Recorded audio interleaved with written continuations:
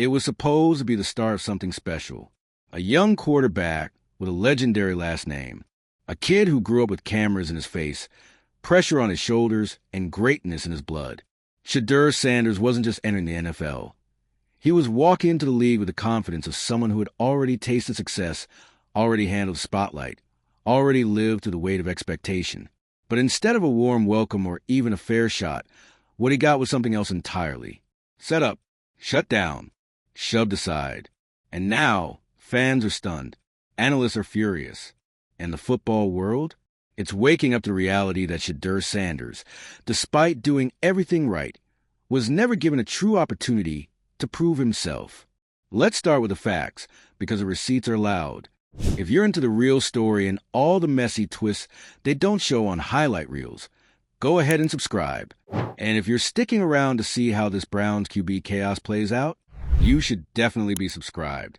Shedeur didn't get a single rep with the Browns' first-team offense.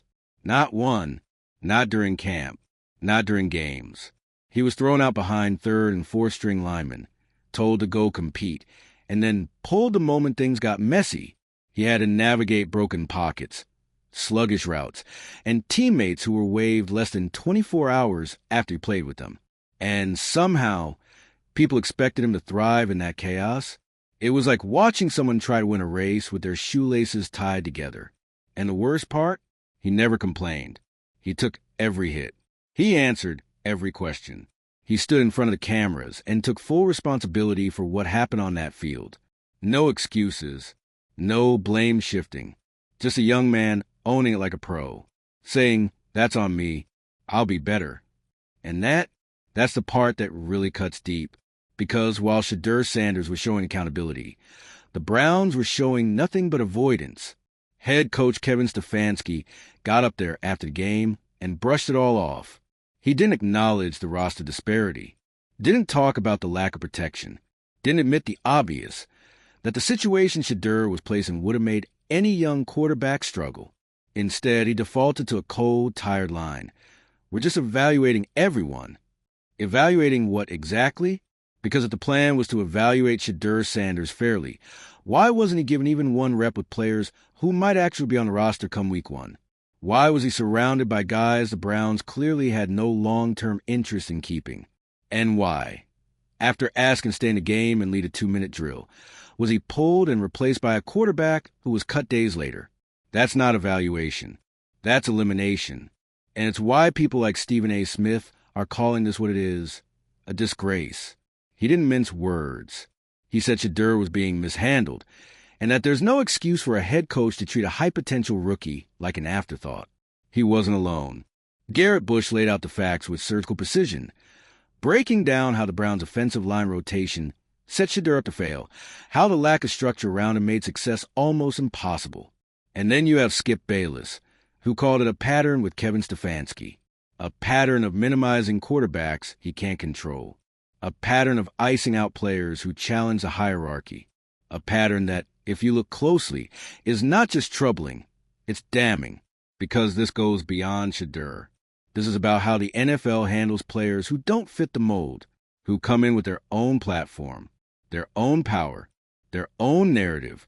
Shedeur Sanders is not the quiet, stay-in-your-lane rookie. He's polished, confident, aware of his worth. And for some coaches, that's threatening. They want guys who just nod, follow the script, and never ask for more. But Shedeur isn't here to be quiet. He's here to compete.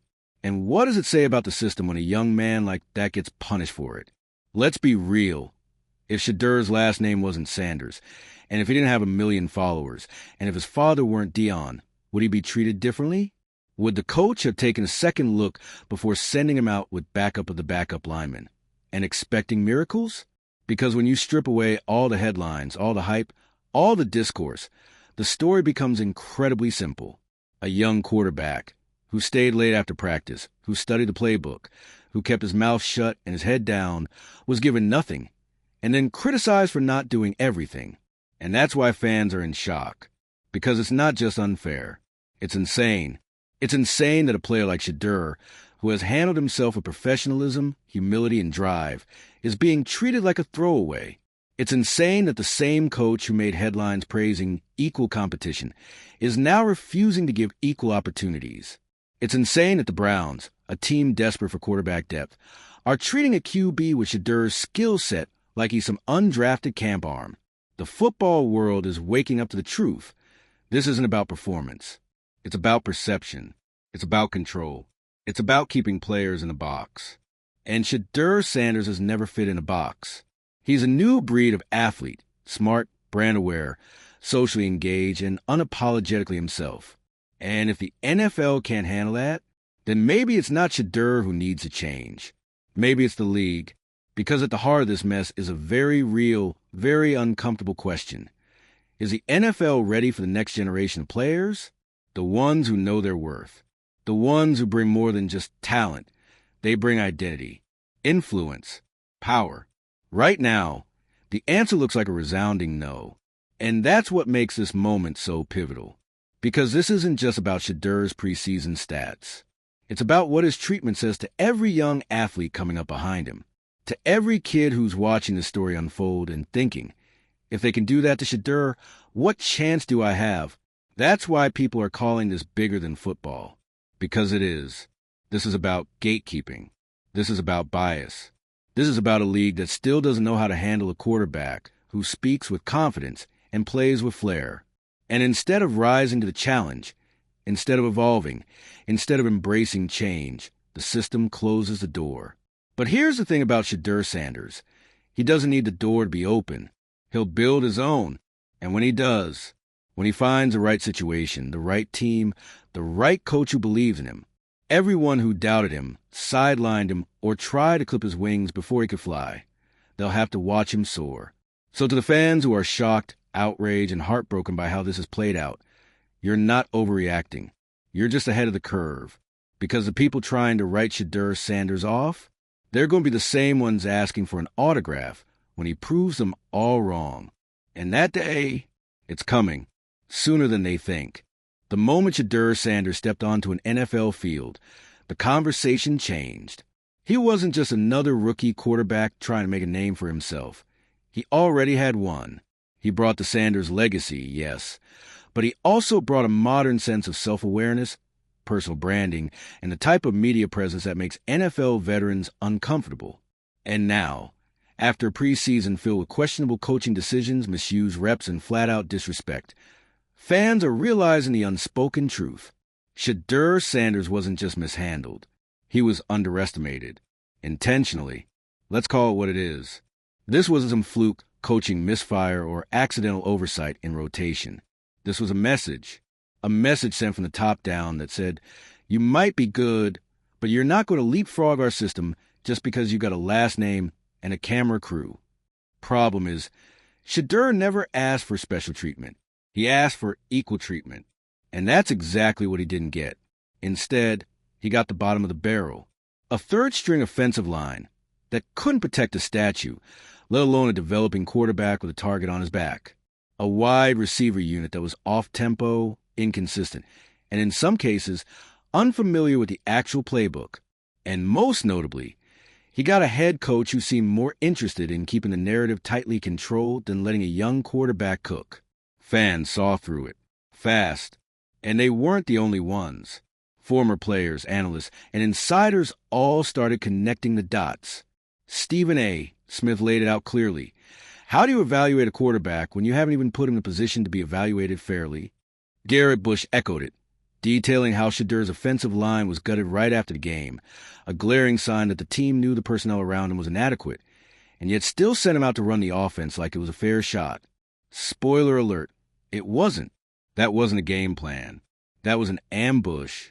And still, even after getting sacked 5 times, even after being pulled before a crucial 2-minute drill, Shedeur didn't lash out. He didn't light up social media. He didn't leak frustration through anonymous sources. He owned it, said he had to play better, that he had to process quicker, that he'd go back and study the tape. You want to talk about professionalism? That's it. That's the guy you build around. But instead, the Browns acted like they couldn't wait to push him to the margins. Why? That's the million-dollar question. And a lot of people have theories.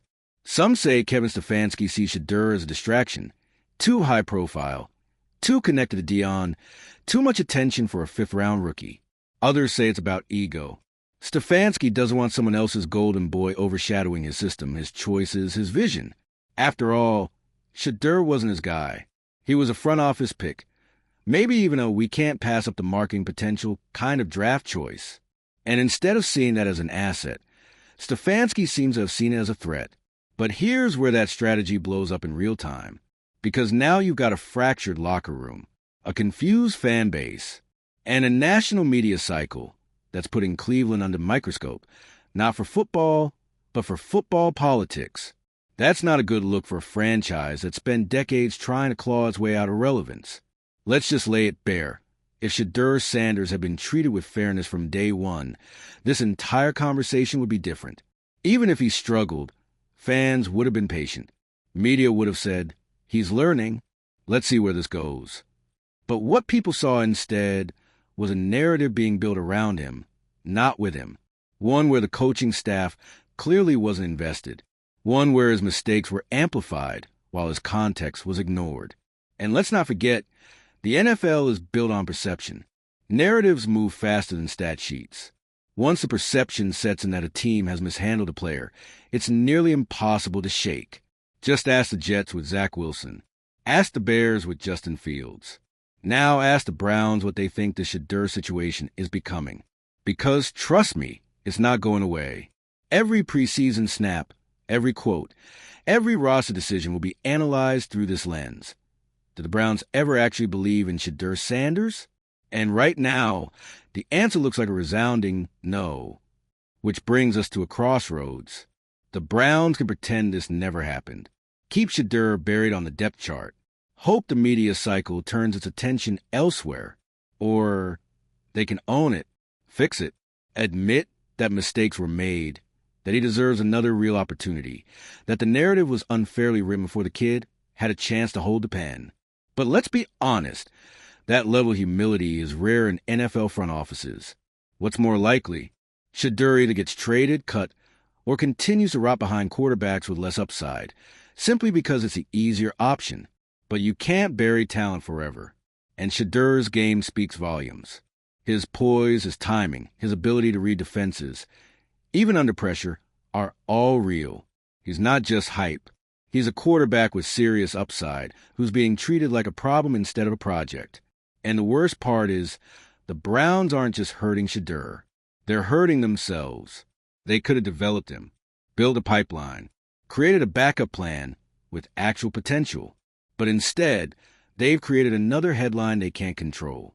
Another PR crisis. Another black eye for a franchise that still hasn't figured out how to get out of its own way. Meanwhile, Shedeur will keep showing up, keep studying, keep grinding, because that's who he is. That's how he was raised. And when the next opportunity comes, whether it's in Cleveland or not, he'll be ready. And when that moment hits, every camera, every headline, every skeptical voice will be right there to say, we should have seen this coming. Because deep down, everyone knows it. They fumbled Shedeur Sanders.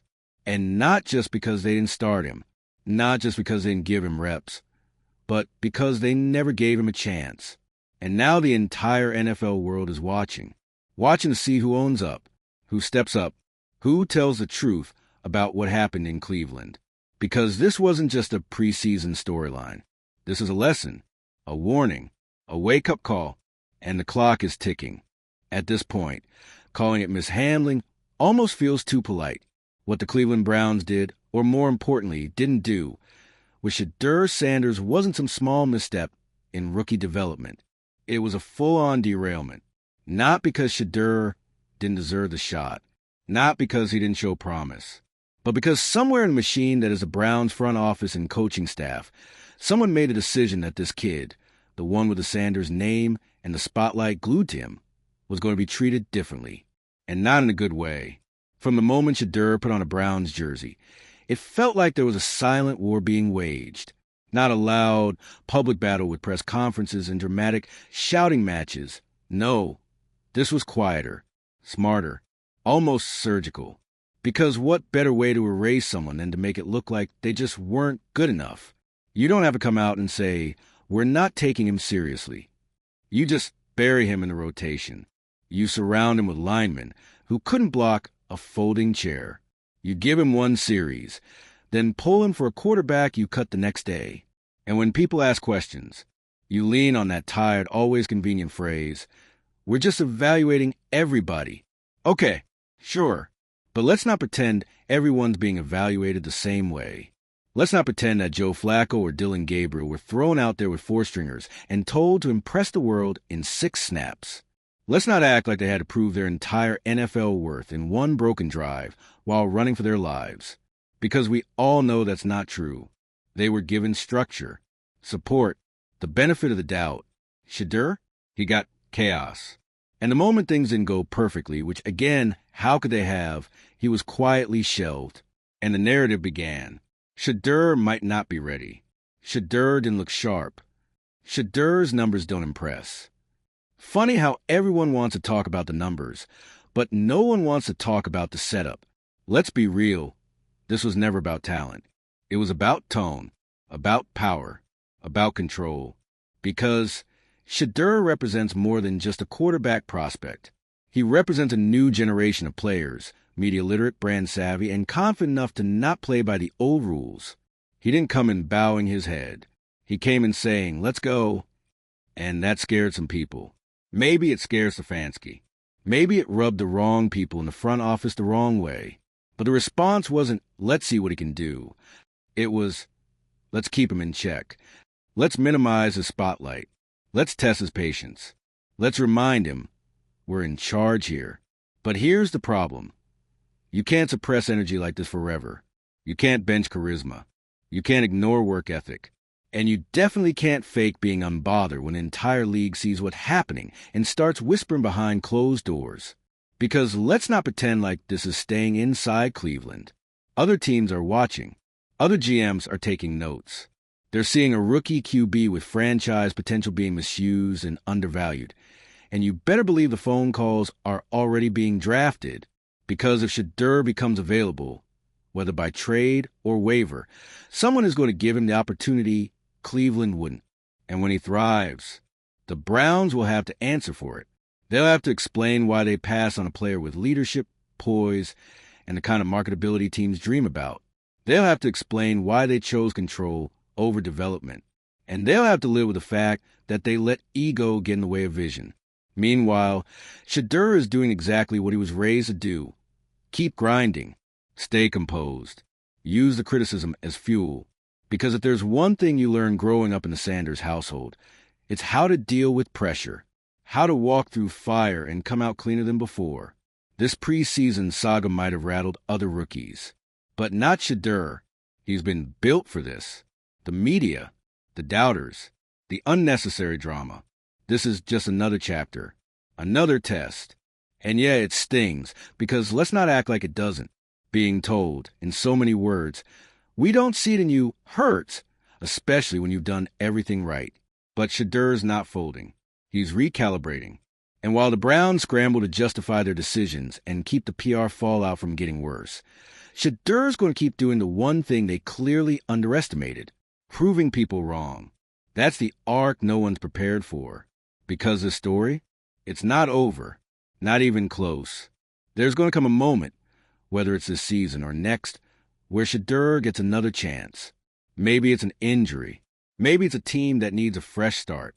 Maybe it's the Browns finally realizing what they have before it's too late. But when that moment comes, the world will watch. And all those hot takes about not ready and disappointing and struggled in preseason, they'll vanish in real time. Because talent rises. Always. And Shedeur Sanders? He's not just talented. He's dangerously talented. The kind of quarterback that makes plays other guys don't even see. The kind of leader who earns locker room loyalty by example. The kind of presence who walks into the room and changes the energy. But here's what people forget. Pressure makes diamonds. And Cleveland just handed Shedeur a mountain of it. Which means one thing. When he shines, it's going to be blinding. So to the Browns, to Kevin Stefanski, to every analyst who wrote him off before he even got his cleats dirty, congratulations. You just gave Shedeur Sanders the ultimate motivation. And to the fans watching this unfold with a mix of disbelief and fury, keep talking, keep asking questions, keep demanding better. Because this isn't just about one quarterback. This is about fairness, about integrity, about how we treat young athletes with big dreams and even bigger expectations. Shedeur deserved better. He still does. And one day, not too long from now, when he's standing at a podium after a big win, whether it's in Cleveland or somewhere else, he'll remember this moment, and we will too,